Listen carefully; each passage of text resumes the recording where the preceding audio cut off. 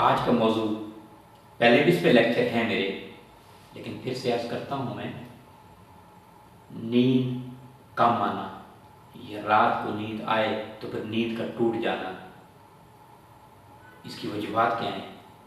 Main वजह है अंग्रेज़ी अद्वियात का इस्तेमाल करना, दूसरा चाय का ज़्यादा इस्तेमाल करना, स्मोकिंग ज़्यादा करना, नशा और चीज़ों का ज़्यादा इस्तेमाल करना, पांचवा टेंशन, छठा हाई ब्लड प्रेशर। तो दिमाग को तरी पैदा करने वाली चीज़ें इस्तेमाल कराएं। बज़रिया खुराक जो है, दूध का इस्तेमाल ज़्यादा कीजिए, दूध और बादाम का ज़्यादा इस्तेमाल कीजिए, सब्जियों और दालों का इस्तेमाल ज़्यादा करें, ताज़ा मक्खन का ज़्यादा इस्तेमाल करें। इसका इलाज जो है, सोया सब्ज़ का तकिया बना लीजिए और वो सर के नीचे आप रखिए। दूसरे नंबर पे सोया जो है आप सर पे भी माथे पे भी लपेट सकते हैं, आपको फ़ौरन नींद आ जाएगी।